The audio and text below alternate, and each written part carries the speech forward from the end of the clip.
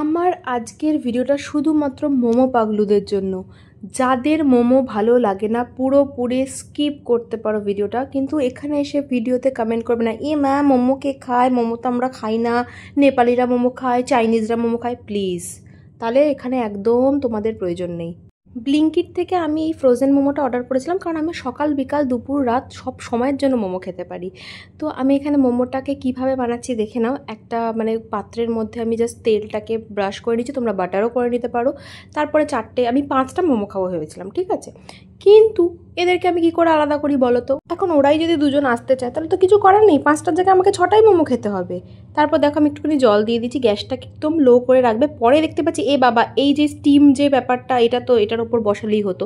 এই প্রসোমার মোমোগুলো একটা প্যাকেটে 24টা থাকে, অনেক রকম ফ্লেভারের তোমরা পেয়ে যাবে, ভেজ নন ভেজ। আর এটার প্রাইস ছিল, আমি অফারে পেয়েছিলাম 260-তে। আমি শুধু তোমাদের একটা কথাই বলবো যে একবার ট্রাই করো, তারপরে এসে আমাকে থ্যাঙ্কস দিয়ে যাও। ওকে, বাই।